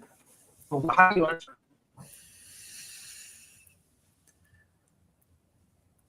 look, it really comes down to the individual. Okay, Look, go on. Good This point. this Good point. this is the problem. I have learnt, and through policing as well, that we can't save everyone as much as I want to. Absolutely. Right? Yep. That's hard truth that I've learnt. And unfortunately, some men will just outright refuse that they are going to put their hand up and say, I'm not doing okay. There needs to be more of a push from guys who are and have been in these circumstances to have the open conversations to go, you know what, shit, that was me. And going to the brotherhood now, isn't this kind of where are we kind of at a spot right now where I mean I don't want to be your salesman or anything, but that's this moment, right? Isn't that what you're building, right? Yeah. So I've started a brotherhood, and it's more to try and get men to just be able to have conversation. But there's no judgment, right? If you bring judgment and ego into that, then you're not part of it. That's kind of not like AA. AA's kind of set that way, you know. I know it, but you have conversations without judgment because that's your brotherhood in that. Is that kind of what you're talking about? 100%. Maybe not a great. Oh, okay, good example. It has to be. It has to be, right? Because it's no different, right? So I've sat in so many rooms where, you know, people are talking about their worst things that they've been through in life, right? Yeah. And I'm sitting at the back of the room and I'm like, that's not that bad. That's not that bad. Yeah. You know, like, you don't know what a hard life really is. Yeah. But then I had to sort of sit there and go, well, hold on a minute. No one in this room has lived the life that I have or walked in my shoes. So I can't judge them because this is the life that they have lived. Absolutely. Right? And so people learn as they go, and they learn from small difficulties to then move into the larger difficulties. We can't judge someone because they think that this is a big question for them or this is something that's a bit difficult for them to work through right now. The amount of single parents out there, single dads that are out there at the moment as well, who are going through so many difficulties. And, you know, they're as well wanting to suicide. Like that's a really high suicide rate, unfortunately. Really? Single dads. Yeah. Single dads who are going through the breakups and not getting access to their kids. And that is tearing families apart. That is tearing households apart. That's actually starting to get some attention. That's actually started, right? I see some of that in companies and on TV. I see a little bit more of that. Are you right? Yeah, look, we're starting to try and push it here as well in Australia. Yeah. I see some courts now are starting to take a different stance on where this is going and what's. I think in America, I think you've got a parental alienation. I know what those two words mean. I don't know what that means. What do you mean by that? Yeah, so they're being brought into the court process over there at the moment, and parental alienation has become the terminology that they're trying to avoid. So when one parent is holding the children from the other one, because that's true. Kids deserve both parents unless something is happening that is unsafe with one of the parents. Absolutely. Then I agree. Then they shouldn't have those children. So the court is starting to get into that, but and so more and more men have more and more rights. Single dads have more and more rights. That's coming forward. So all of this is evolving forward. It's failing forward. Yeah. Look, it's very slow here in Australia. It's a real struggle. I think I think we're a little further along here in that aspect. But you know what else happens too? And I'm going to be I'm not sexist maybe, but I've seen a lot of this stuff that happens where, the dad has say weekends, or maybe it's 50-50 or whatever it may or may not be, plus the financial obligations and all that. But what I'm starting to see that people see that moms do because of the anger of the mom to the dad, of the dad, anger by the mom for the dad. She will, oh, your dad's on the phone, whatever he, there's this subliminal attempt, and sometimes I believe attempt for the female, the mother in that partnership that's gone bad, but they're still both parenting. Now, if the dad did something wrong, and I don't know if that still should be said, but even when the dad isn't, and maybe this is just a husband and wife thing that, somebody had an affair, something did this, that, whatever it was, but then they talk about the kids, they talk to the kids about the other spouse in a way that's so negative.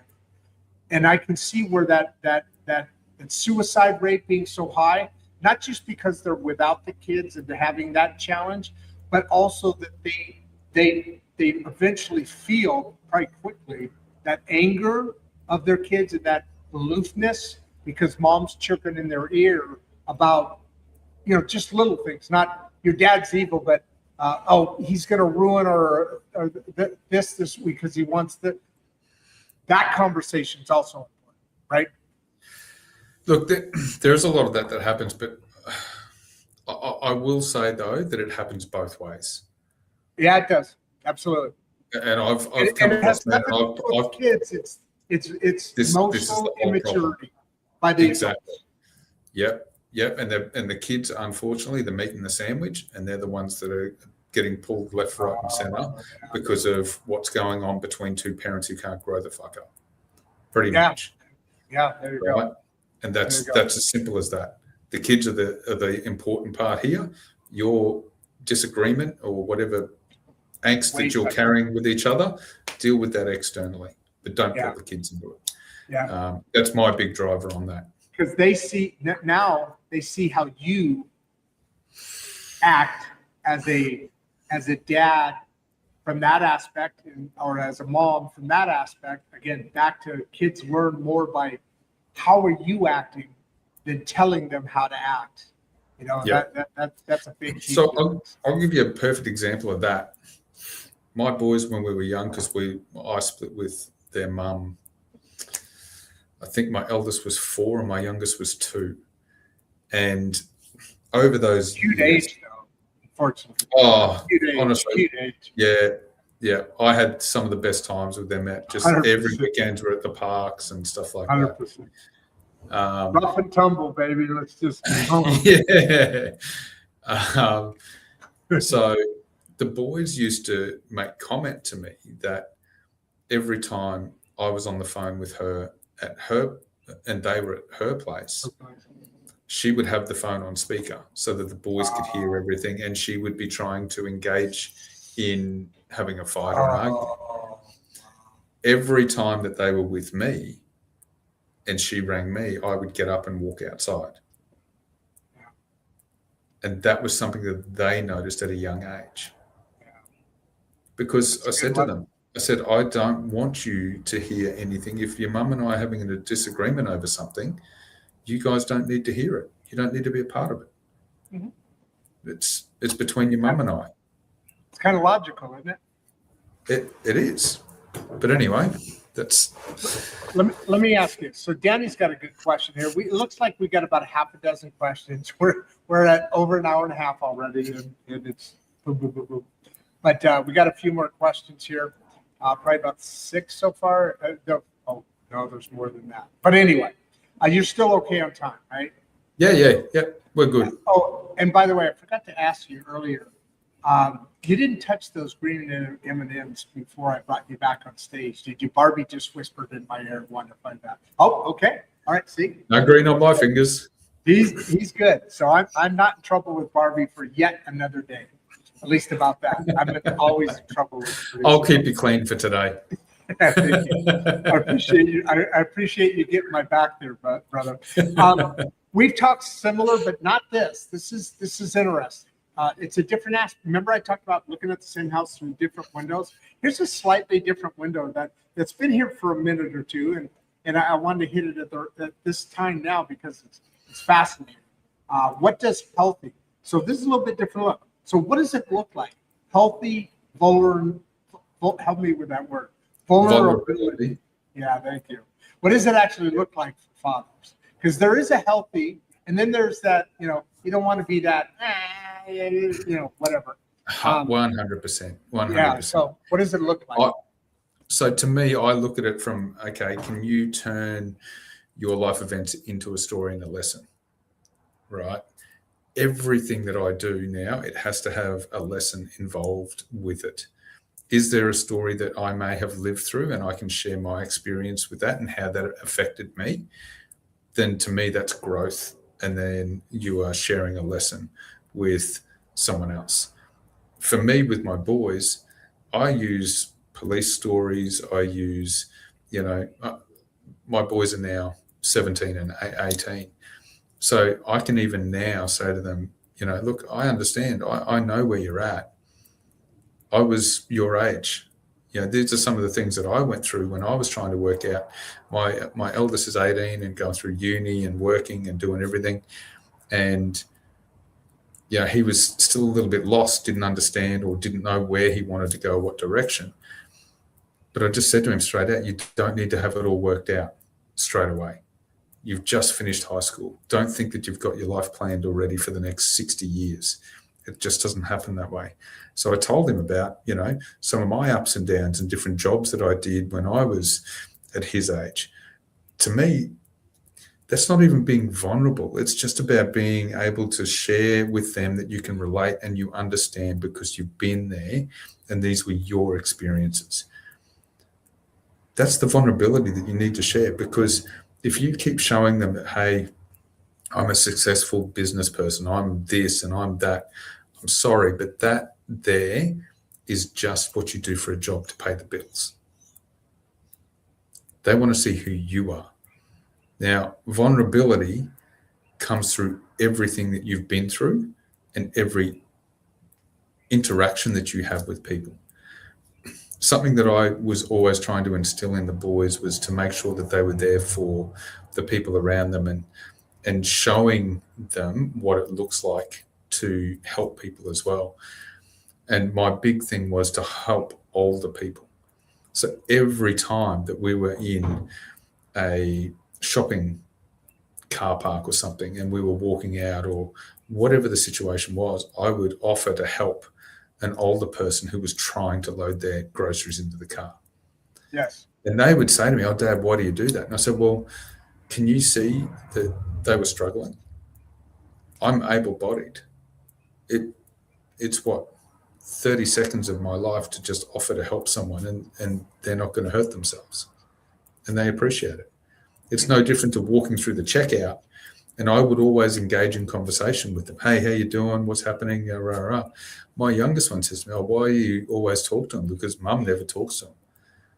I go, well, look at the job that they have to do. Why wouldn't you acknowledge them as a person? It's always about how you treat the people who are doing the lesser jobs. So funnily enough, he started doing the same thing. There you go. So everything is a lesson. Those interactions are important, that human interaction, that recognition, that seeing, it honestly matters.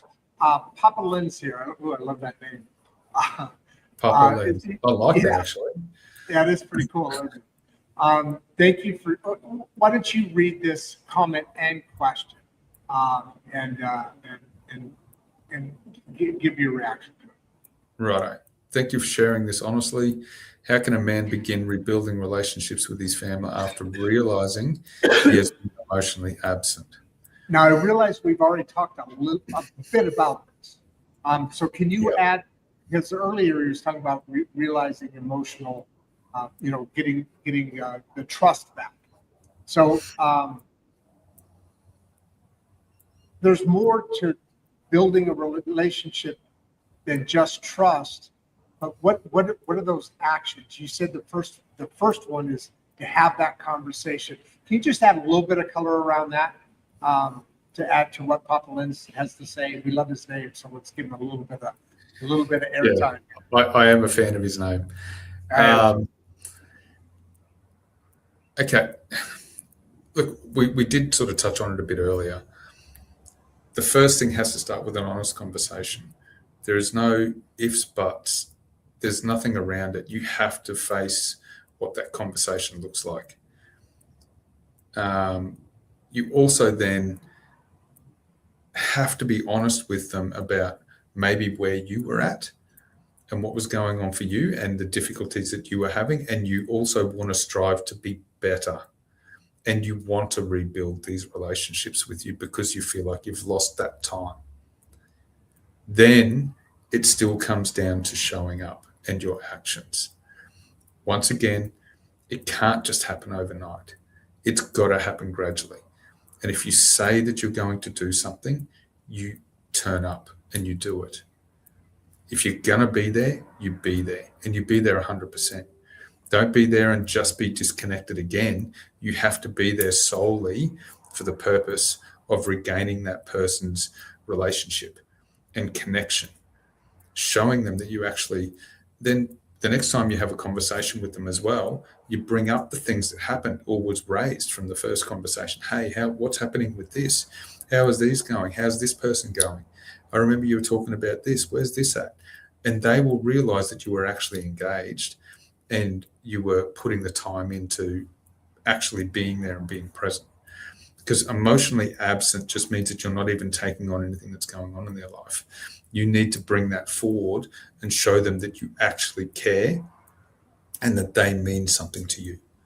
The only way to do that is to be perfectly engaged in their conversation and remember some of the finer points.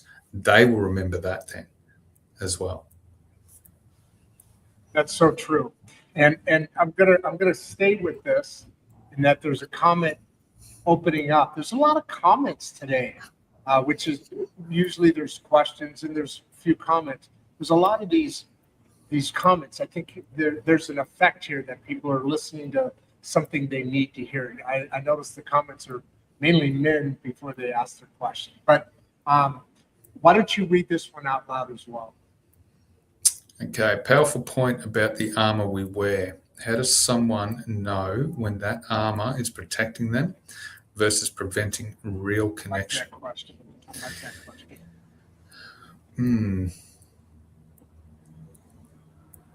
I mean, if you're pushing people away, then it's actually preventing you from having a real connection. Like, what are you actually protecting yourself from? That's the biggest question that you've got to ask yourself.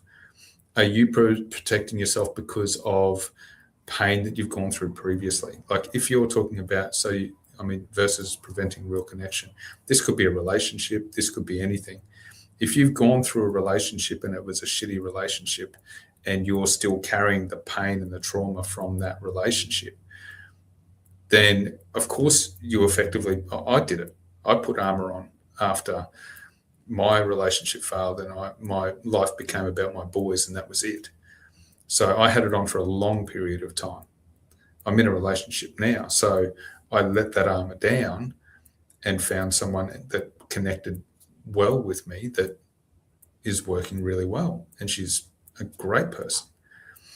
But you have to work on the reason why you're wearing the armor.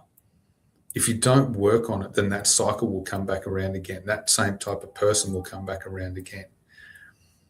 It is there to protect you, but if you learn from it, it allows you to then identify the same type of person or the same habit or the same personality that was with that person or that bad experience that you've had previously. But if you don't work on it, you will just keep pushing everyone away, and even the good people, and even the people that you really should be having connection with. It's no different to family members. If you've got a family member who, look, I'm very big on as well setting boundaries with people. But unless you know, like I said, once again, why you're wearing the armor, you have to do that work yourself because you've put the armor on yourself.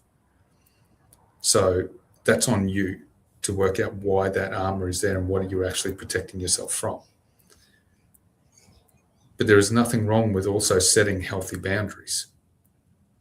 I have certain people. I think that's almost a critical thing. I think that's really a critical thing. It's part of this ecosystem, let's call it. Massively. And people don't know how to set boundaries. No. I can't tell you how many people I've had chats with where they're like, oh, and people who have gone through bad relationships and then ended up in another one further down the track as well. And I say to them, hey, what boundaries have you set around yourself? Like, what are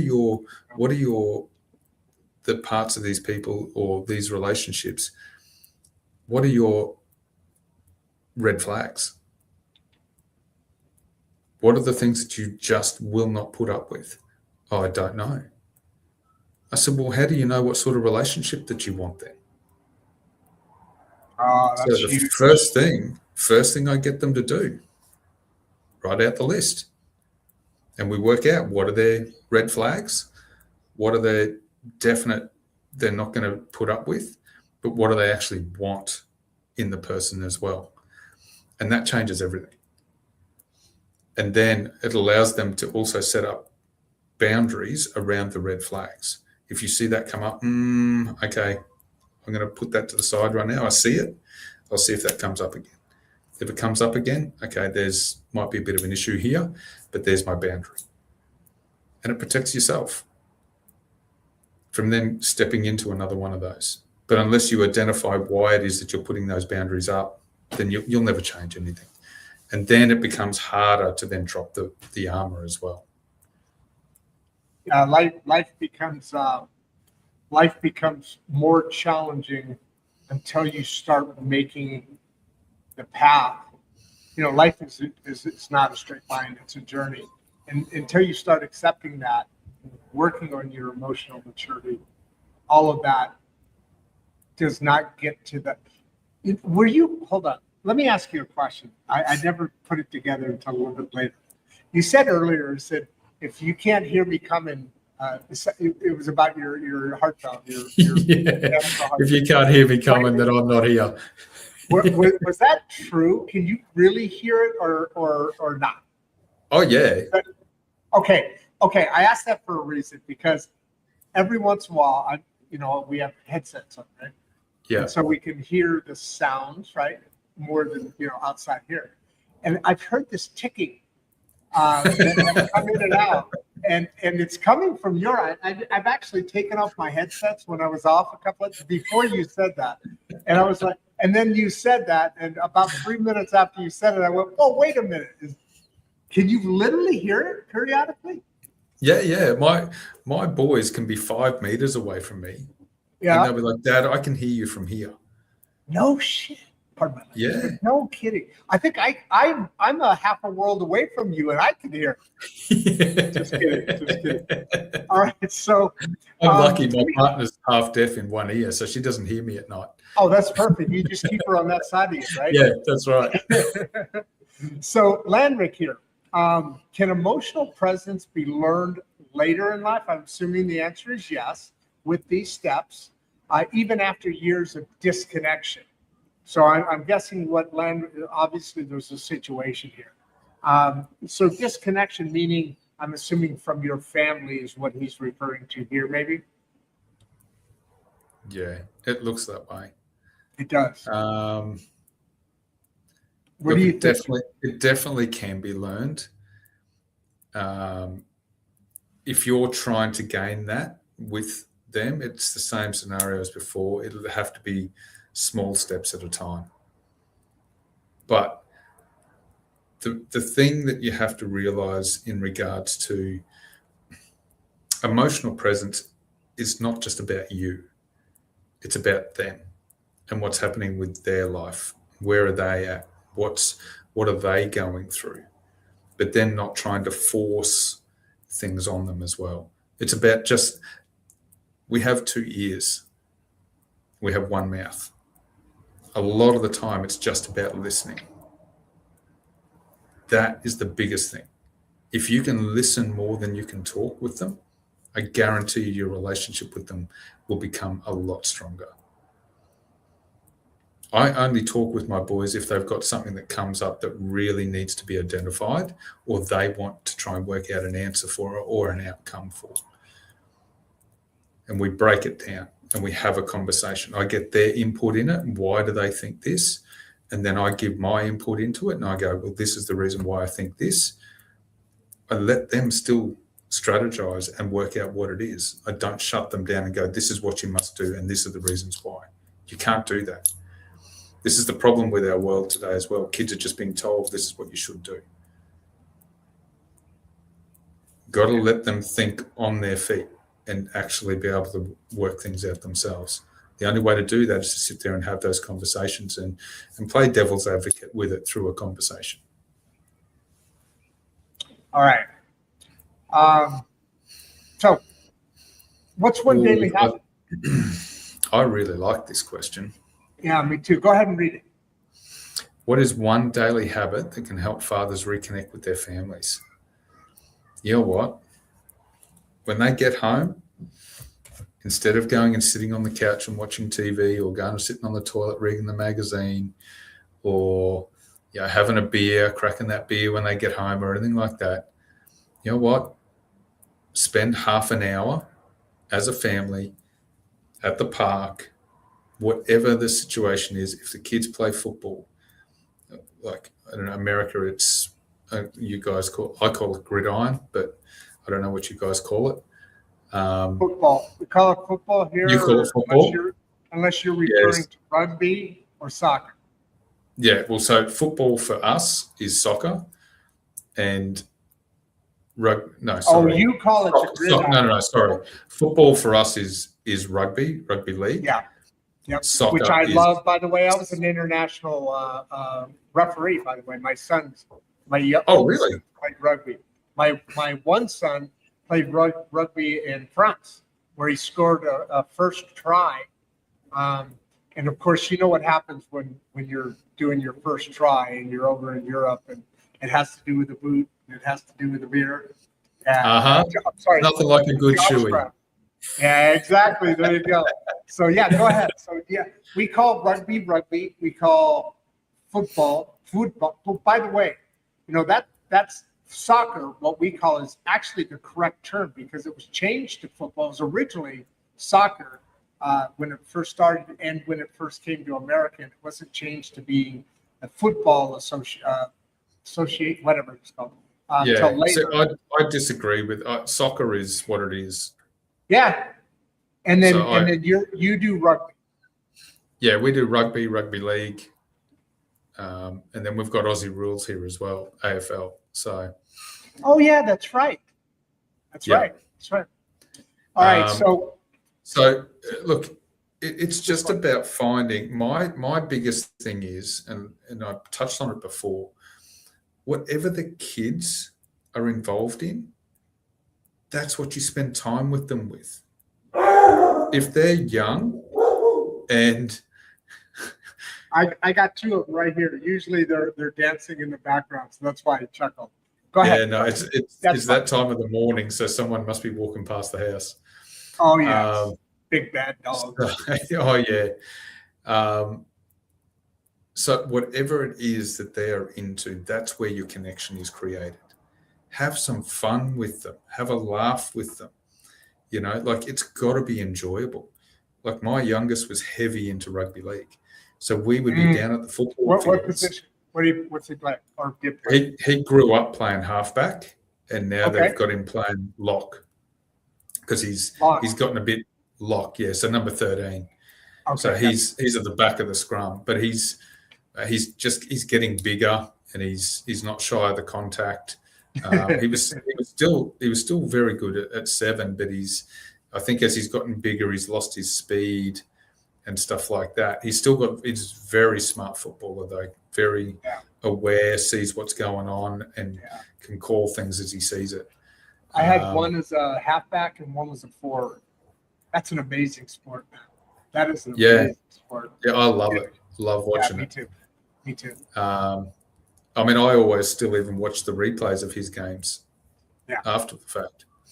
But and the biggest thing they're in the 17, 18-year range now, right? Yeah. So one's finished school, the other one's in year 11. So he's still got this. He's got 3 more games of this season, and then he's going to go into off season, and he's looking to get into the gym and get bigger again, ready for next year. Nice. So yeah, that's exciting. Yeah. But that's all it comes down to. Like, it has to be actually, and forget whatever it is that he's interested in, because it's about the family, it's about the kids, it's about what, and if they're, look, I'm not huge on it, but if they're into gaming and if they're a bit younger, just spend a bit of time on there. It doesn't matter that you don't know what you're doing. The kids will love it. Oh, you're talking about like video. Like Xbox or PlayStation or whatever. You know what? I with my kids, literally, and there's a whole long story behind that. But we used to my first 2 oldest, and after that different. But actually the first 3 we did a lot more. But we used to go and play the shoot 'em up. I forgot what the name of it is. It's still really big. Rainbow, the fighting warfare games. One would be in their bedroom on the computer. One would be on their bedroom on the computer. Yeah. And when we first started doing it, I was badass, man. And then they started growing up, and I started realizing, okay, I'm getting my ass kicked left and right here. We'd be on the same teams, other teams, but it was cool because you could hear us. My wife, she'd be downstairs. The bedrooms are upstairs. We'd be yelling at each other, yelling at the microphone. Oh, that was some of the best times, best memories, not only in their life, but in mine too. It was better when I was beating them more, but it was still awesome when I was getting my ass kicked. You're right. Big, especially now, even more so, because my kids are in their 40s. One's going to be 40, the other turned 40 a little bit ago. So, it's a lot bigger now. That's a great point. I never thought about that. Well, because, I mean, look, I don't know about Americans, but here in Australia, we grew up outside. Nothing was about inside. So I was always outside playing sport, playing basketball, playing tennis, playing cricket, playing footy, touch football, it didn't matter. I was always outside. Yeah. So that it was hard when, my kids are growing up and everything's about PlayStation or Xbox and this and that. But I was fortunate that they were both still into sport. Yeah. So I got to be able to, I'd be like, you know what, you do need some downtime. You're playing so much sport, have a bit of downtime. Yeah, no doubt. And then they'd be like, oh, you need to play this. So Fortnite, obviously, right, is a big one. Fortnite, that's a big one. I played with my youngest one a little bit there. I'm totally into it. Really hard. So the funniest thing is, my young fella still remembers the first few times that I tried to play it, and he was laughing his ass off at me because he's like, no, Dad, you got to do this, you got to do that. No, this button does this. And, I had no clue what I was doing. So I would die in the first 5 seconds. And then it got to a point where I got okay. I couldn't do any. So he would do all the building and the close-up fighting and stuff like that. And I said to him, look, I'm comfortable staying at a distance. So I'll get all the long-distance guns. You do you, and I'll stay at a long distance. And we would do we would do the duos. And we got so many wins because he became really good at all the close combat stuff. And I would stay at a distance and take everyone out from a distance. So we ended up winning so many times. I became famous with his mates because I was on there playing with him, and no other dad was doing it with them. Nice. Yeah, I bet you he was a big hero. Let me ask you, in that vein, in a sense, and we've talked about it, a lot of different subjects today. We got 2 more questions here.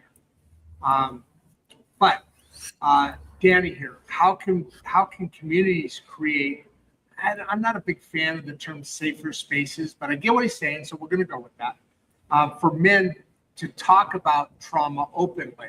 And I think that brings us back to this conversation we started we didn't really get that far, and I think we kind of went off on the subject. But the brotherhood, again, how does that work? And is that something that addresses?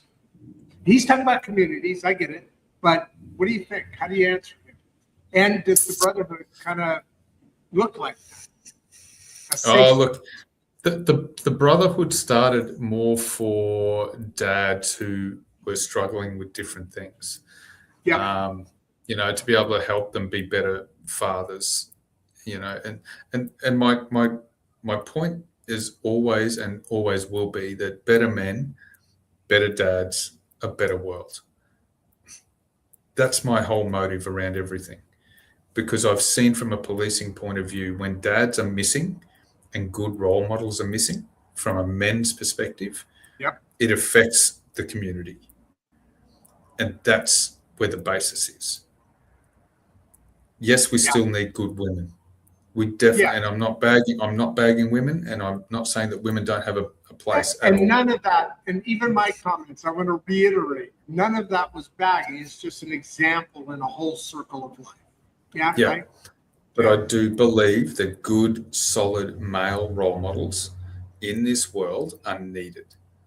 And it's statistically proven, by the way. 100%. And you can see that in certain so I can drive around to different suburbs, right? And I can drive into those suburbs that have less fathers around and good role models around, and you will see the difference between another suburb where the parents and both parents are around and the fathers are there and a role model. You physically see the difference. Very clearly. Oh, unbelievable. I alluded to that earlier. The statistics of when a father is in the household are dramatic, financially, as well as police, as far as education, as far as on and on and on, how they treat women, and the same thing is for girls too, because really, massive. A dad is a girl's first love, That's how all men are going to be held up. That standard, that dad is how all men in her future will be related, will be, checked upon. If you're a good dad, then she's going to have a good husband. Well, and that's exactly it, because of the point that girls always look up to their dad, and then their dad is the role model for who they look at for a potential partner. Do they have those same traits that my dad has and I have grown up with, that I feel safe with? But if there's no one around to show her what that male role model is, that she's got no idea what she's looking for in a good man. And that circles back. I didn't want to go off the subject of boys, because that's what this is about. But it also circles back. It completes the circle in that if you're raising good boys, they're going to raise good daughters who are going to marry good men. Yeah. I mean, that's another generation down, but it's part of it, right? Yeah. And the amount of girls who are growing up with what they call daddy issues is unbelievable, because there is no proper men around anymore that have raised these girls to know exactly what their own worth is. So these girls, 100%, but the girls are out there trying to search for what their worth is, but doing it in the wrong way because they've never been shown how to or what that looks like. Yeah, definitely. It's really bad. Hey, so I'm going to do you a little favor here. We talked about earlier what I'm going to do as far as the closing and Dan. But you and I both love this guy's name. So before I I know he's back. So I take very good pride in my copy and pasting. I had to delete one because it didn't work out well. But so I'm asking you for here. Hold on, get this in. So did I copy and paste that one? Oh, good. And that is your info at for your website. That's an email. that's also That's the email, yep. But then that's the same website as well. Beneath the Armour, and then that's the link tree you were talking about, right? that's the link tree. Yep, that's right. Is that all correct? And then and then YouTube is at it's beneath space the space Armour. Gotcha. Okay. Oh, actually, no, it's not. It's at beneath, just beneath the Armour, all one word. Right there. All right. Now, we're going to do a close here. Looks like the questions are starting to really wind down. We've been going, oh my God, 2 hours and 5 minutes. So obviously a great conversation. But before I want to close here, I want to give you the last word before we do close. Okay. Mm-hmm. And so as we talked about before, again, this is never gotcha. So you and I talked about it before. I want to make sure this is okay with you. And we didn't talk a lot about that part of this. So if Dan were sitting across from you right now, okay, if he could see everything that has happened since that last phone call, if he could see the father you've become, the mistakes, the anger, the grief, the heart attack, the rebuilding, and now the work you're doing to help fathers become more present in their children's lives, what would you want to tell them? Joe, the floor is yours. It's your final statement. What would I want to tell him?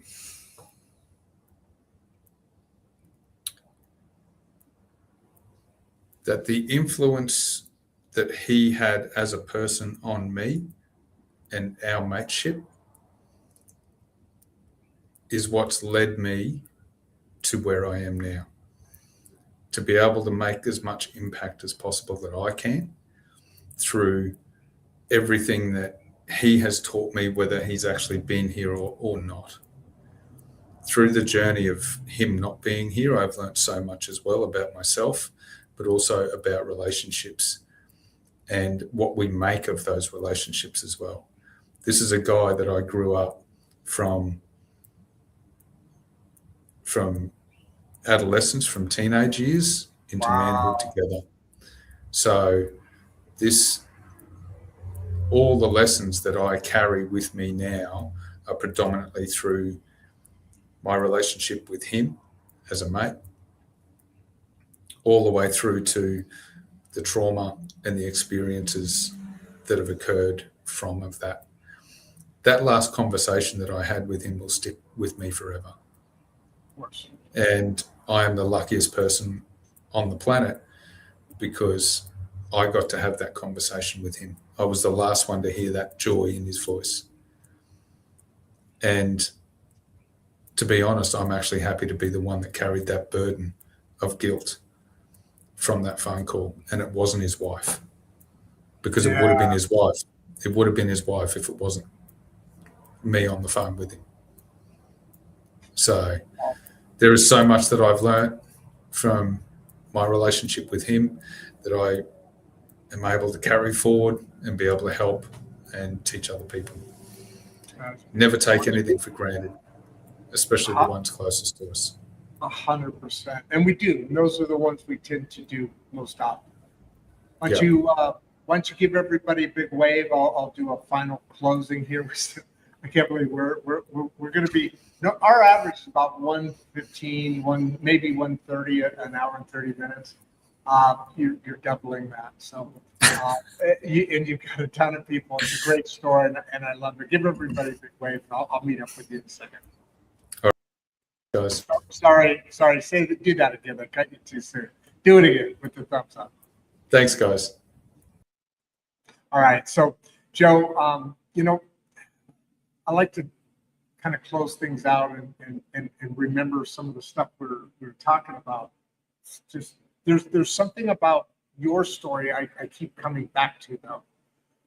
We started today talking about armor, and maybe the armor itself wasn't the enemy. At one point in our lives, sometimes we need it. We didn't get too deep into this, but sometimes we may need it. Maybe the uniform required it. You know? Maybe the survival required it.